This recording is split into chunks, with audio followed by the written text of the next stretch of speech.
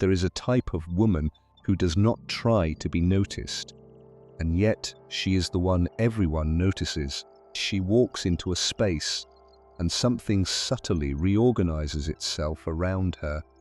Men who were mid-conversation glance over. People move closer without knowing why. She did not raise her voice. She did not demand anything. She simply arrived, and her arrival was enough. You have met women like this. Maybe you cannot quite explain what it is about them. They are not always the youngest in the room, nor the most conventionally beautiful, by the narrow standards our culture celebrates. Yet, there is something in their presence that is impossible to look away from. Something that feels ancient, earned, and entirely their own. What is that quality? And more importantly, can it be cultivated? Carl Jung spent his life exploring the hidden architecture of the human psyche. What he discovered tells us something extraordinary about why certain women carry this kind of magnetism. It is not accident. It is not genetics. It is not luck. It is the result of specific inner habits, ways of being in the world, that once developed, transform a woman's presence from ordinary to unforgettable. In this video, I want to share 6 of those habits with you. I want you to stay with me all the way to habit 6. Because habit 6 is the one that almost no one talks about, and it is the foundation everything else rests on. Without it, the other 5 habits are just techniques. With it, they become who you are. First, understand what makes a mature woman different in a way that goes far deeper than the surface. We live in a culture that tells women their most valuable years are the early ones. Youth, it insists, primary currency of feminine attractiveness. But this belief is not just superficial, it is wrong. Carl Jung's lifelong research into the human psyche shows why. Jung observed that human beings go through 2 fundamental phases of life. First half is largely about building identity, achievement, relationships, a place in the world. But the second half, if a person has the courage to truly enter it, is about something deeper. He called it individuation. The process of becoming, who you actually are. Not the self you were trained to perform, not the self that other people needed you to be, but the self that was there, beneath all of that, waiting. A woman who has entered this process carries something in her that younger women, however beautiful, simply have not yet had the years to develop. She carries depth, she carries self-knowledge, carries the unmistakable quality of someone who has been through enough to know exactly what matters and what does not, and who has stopped tending otherwise. Men do not only respond to faces. At some level beneath their conscious awareness, they respond to energy, the energy of a woman who is genuinely, fully, unapologetically herself, is unlike anything else. Draws people in the way a fire draws people in on a cold night. Not because it demands anything of them, but because it offers warmth in a world that is often very cold. Let us look at the 6 specific habits that produce this quality. Habit 1. She has made peace. With her whole self, Carl Jung introduced the world to the concept of the shadow, the collection of qualities, emotions, impulses, memories that we find too uncomfortable, too shameful, or too dangerous to consciously acknowledge. The anger we were told was ugly. The ambition we were told was unfeminine. The grief we were told we should have finished by now. The hunger we were told to suppress. Most people spend enormous energy keeping these parts of themselves hidden, not just from others, but from themselves. Construct what Jung called the persona. a polished, acceptable face they present to the world. They maintain this performance at a significant cost. The more energy you spend managing what people are allowed to see, the less of you is actually present. A mature woman who has done the inner work of confronting her own shadow is a fundamentally different kind of person to be around. She has sat with the parts of herself she used to run from. She has looked at them, honestly, without flinching, and she has found that they did not destroy her. That survival changed her, made her unshakable in a way that has nothing to do with hardness. This shows in specific, unmistakable ways. She does not become defensive when conversations move into difficult territory, because she is not afraid of difficult territory in herself. She does not collapse when someone withdraws their approval, because she is not dependent on approval to feel real. She does not become brittle in the face of conflict, because she has already made peace with the most challenging presence she will ever face, herself. Men feel this even when they cannot name it. There is a specific quality to being in the presence of someone who has nothing to hide, not because they are perfect, but because they are honest. It is profoundly rare, and rare things are irreplaceable. How do you begin this work? To notice your strongest reactions, the emotions that seem larger than the situation seems to warrant. That disproportionate anger, that unexpected jealousy, that grief that arrives without a specific cause. These are not weaknesses, they are doorways. Jung called them entry points into the unconscious to understand yourself more completely. Stop performing composure as a substitute for actual composure. A woman who can say, "That genuinely hurt me," and then continue to move through the world with dignity is infinitely more compelling than a woman who smiles through everything and allows no one to see that she is a full human being. A whole story, including the chapters you would rather not revisit, is not a liability. It is the material from which genuine depth is made. Own it, and watch how differently people respond to you when you do. Stay with me, because the next habit is one that most of us were never taught. In fact, we were often taught exactly the opposite, and it changes everything. Habit 2. She does not grip what she desires. Here is a paradox that runs through Jung's entire understanding of the psyche.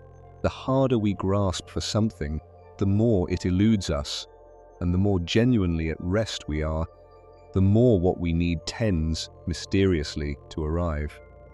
In the context of attraction, principle plays out in a very specific way.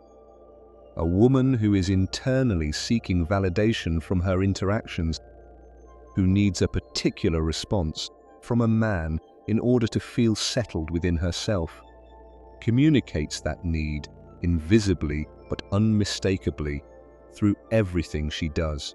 A slightly too eager response to a message, the over-explanation of herself in conversation, the way she reshapes her opinions to fit what the room seems to want. Men do not consciously catalogue these signals, but they feel them. That feeling, the feeling of someone who needs something from you, is subtly repelling, however warm the woman herself may be. A woman who practices non-attachment operates from an entirely different place. She is genuinely interested in people. She can be moved, delighted, affected. She is not cold or withholding, but her sense of herself does not depend on what comes next. She walks away from an interaction feeling complete. Not because the interaction confirmed anything about her, because she was already complete before she arrived. This quality is extraordinarily rare. Most people, in any interaction, quietly hunting for something, reassurance, admiration, the feeling of being chosen. When you encounter someone who is not hunting, who is simply present without an agenda that requires anything from you, you feel a relief that is almost physical. You relax, and then, almost immediately, you want to move toward them. How do you build this capacity? Begin by noticing the difference between connection and validation seeking. Connection asks, what is actually happening between us right now? Validation seeking asks, does this person approve of me? These feel similar from the inside, but they lead in completely opposite directions. Practice returning to your own center after interactions rather than replaying them for evidence of how you were received. Whatever happened, happened. Your worth was not decided by it. Build a rich enough inner life that you are not dependent on every conversation to refill something in. When you are already full, you stop grasping. And when you stop grasping, you become magnetic. Habit 3. She expresses herself honestly, not strategically. Jung distinguished carefully between the persona, the social mask, and the authentic self beneath it. Was not opposed to the persona. We all need a social face. The problem arises when the mask is all there is, when a woman has spent so many years performing the version of herself she believed others needed, that she has lost access to what she actually thinks, feels, and prefers. A woman who lives entirely from her persona has a specific quality to her presence. She is pleasant, but somehow thin.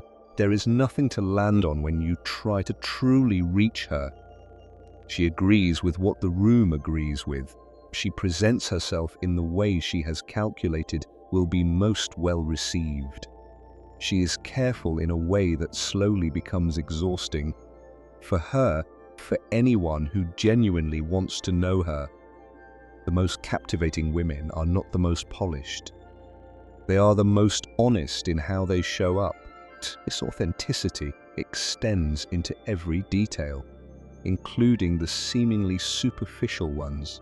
A woman who dresses in a way that genuinely reflects who she is carries a different energy than a woman who dresses to signal something she is not, to compete with a standard she does not actually believe in. Real personal style is not expensive clothing or perfect grooming, it is coherence. The sense that the outside and the inside are pointing in the same direction. This coherence reads as confidence, even when the woman herself does not think of it that way. This principle extends far beyond what you wear. Speak what you actually think, thoughtfully, with care, but actually. It stops softening your genuine observations to the point where they disappear. Stop laughing at things you do not find funny. Stop agreeing with positions you do not hold. The edited, safe, endlessly accommodating version of you is not more likable than the real you. It is less, because there is no one actually there to be liked. A woman who says something that is genuinely her own, even if it is slightly unexpected, even if it creates a moment of surprise, is interesting. Her conversation partner does not quite know what she will say next, because she is not running a script. She is simply being. Person who is simply being, without performance, without strategy, is, in the deepest sense of the word, magnetic. Habit 4. She has cultivated the power of receptive presence. One of Jung's most profound observations was about the nature of the feminine principle, not feminine in the narrow social sense, but feminine as a fundamental mode of being. He described it as the capacity to receive, to contain, to sense, to know through feeling rather than through analysis alone. This quality, genuine receptive presence, is one of the rarest and most powerful things one human being can offer another, and a woman who has consciously cultivated it carries a magnetism that is almost impossible to explain in rational terms. Here is what it looks like in practice.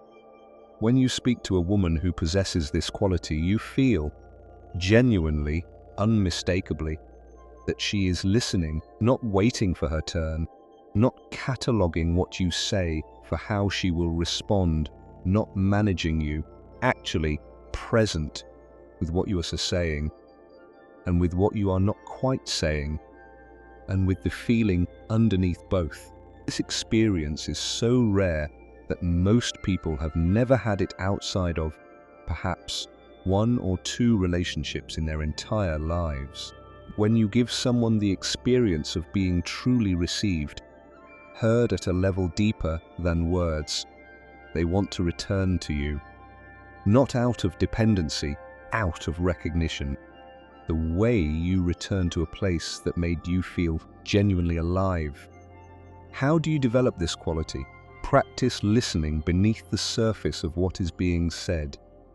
When someone speaks to you, ask yourself not only what they are saying, but what they are reaching for. What feeling are they trying to communicate? What do they need to feel understood about? When you orient yourself around that question, your entire quality of attention shifts. Slow down your responses. There is a particular power in a woman who does not rush to fill silence, who pauses genuinely before she speaks, who seems to be actually metabolizing what she just heard. This unhurried quality communicates a kind of inner spaciousness that people find profoundly restful. Trust your intuition as real intelligence. Jung believed intuitive knowing was not mystical vagueness. It was the mind's ability to process more information than the conscious, analytical mind can explicitly track. Something about a situation or a person registers for you before you can explain why. Take it seriously. A woman who operates with this subtle attunement has a quality of knowing that others find both deeply attractive and quietly astonishing. Habit 5. She communicates at the level beneath words. Research in psychology consistently demonstrates that the vast majority of emotional communication happens not in the content of what is said, but in how it is said. The pace, the tone, the quality of attention behind the eyes, stillness or restlessness of the body. A captivating woman intuitively understands this. She does not try to be compelling through the cleverness of what she says. She is compelling because of how she is present when she says it. She holds eye contact in a specific way, steadily, not searchingly. There is a quality of eye contact where the person looking at you seems to actually be seeing you rather than assessing you, and the difference is felt immediately. It is one of the most quietly powerful things a person can offer another. She uses silence deliberately, not uncomfortable silence, inhabited silence. The pause before she responds that signals she is genuinely thinking. The moment she allows to breathe after something significant is said, rather than rushing to fill it. Silence, the hands of a woman who is comfortable within it, does not feel empty. It feels full, and it draws people toward her to find out what is in it. She asks questions from genuine curiosity, not to seem engaged, not to steer the conversation, but because she is actually interested. Genuine curiosity is immediately perceptible. It is one of the most flattering things you can direct at another person. People remember the women who made them feel interesting. They return to them. She does not over-explain herself. The compulsion to justify, elaborate, and preemptively defend our choices is a sign that we are not fully secure in having made them. A woman who makes a decision and states it clearly, without excessive explanation, and without apology communicates a self-possession that is immediately commanding. She does not need anyone's agreement in order to feel settled in her own choices, and she knows when to leave. She does not overstay her welcome in a conversation or a room. She exits while the energy is still high, while the other person is still leaning toward her, not as a tactic, but because she genuinely has a life to return to, and that precisely what makes the next habit so essential. Habit 6. She lives from her own center. This is the habit that everything else flows from. It is the one most rarely discussed, because it cannot be faked, performed, or applied as a technique. It must be lived. Jung's concept of individuation, the lifelong journey of becoming at last genuinely and completely yourself, is the foundation of every quality we have explored today. Woman who is individuating has an energy that exists in a different category from a woman who is still living a self she borrowed from someone else's expectations. You feel it in her presence. There is something solid there, something that does not shift based on what the room needs from her. She is not building her existence around the hope of a relationship or the fear of its absence.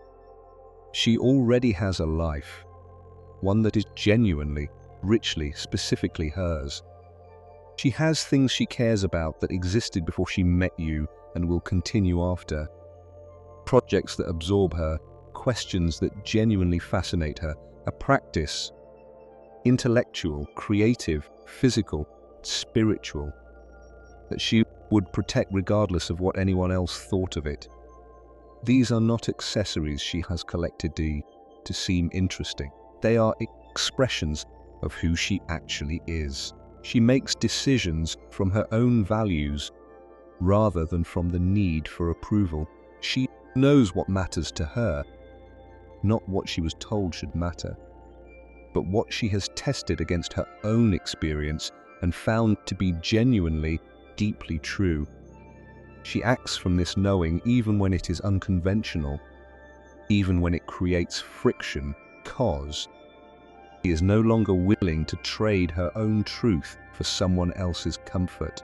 She continues to grow, not because she is dissatisfied with who she is, but because she is genuinely curious about who she is still becoming. She reads, she questions what she thinks she knows. She changes her mind when experience warrants it. She remains always a work in progress. And she is at peace with that because she has learned that becoming is not a problem to be solved. It is the whole point. This full, expanding, ongoing life she brings to every encounter is what makes her unforgettable. A man does not obsess over a woman who was performing for him. He obsesses over a woman who made him feel, simply by being near her, that life is more interesting and more possible than he had recently remembered. She did not create that feeling through strategy. She simply was who she was, completely. And that completeness called something forward in him. Jung believed that what we find most magnetic in another person is often what we most wish to find in ourselves. A woman who is genuinely, unapologetically, wholly herself does not diminish the people around her. She expands them. She reminds them of what is possible. That reminder, that lived, embodied reminder, is the most powerful thing one human being can offer another. True attraction, the kind that endures well beyond a first impression, the kind that stays in the mind long after the moment has passed, has never really been about appearance. It has always been about depth. The 6 habits we have explored today are not strategies. They are not techniques to be applied in the hope of a particular result. They are the natural outward expression of a woman who has committed seriously over time to knowing herself, growing herself, living from that self without apology or performance. She has made peace with the parts of herself she used to hide. She has learned to release her grip on what she desires and allowed that release to make her free. She expresses herself honestly, not strategically. She has cultivated a quality of presence so genuinely receptive that others feel met by her in a way that almost nothing else provides. She has learned to communicate at the level beneath words, and she lives a life so entirely and authentically her own that others are drawn to it, not because she invited them, but because genuine aliveness calls to people who are quietly thirsty for it. None of this is granted, all of it is developed, and the journey of developing it is not a means to an end, it is its own reward. Which of these 6 habits do you feel is already most alive in you, and which one do you sense is your next threshold to cross? I want to know. Leave your answer in the comments. I read everyone. And if this kind of exploration resonates, if you want to keep going deeper into who you are and what that means for every dimension of your life, then join our community at Silent Resonance. Every week we go further into these hidden truths. Subscribe so you never miss a conversation that matters.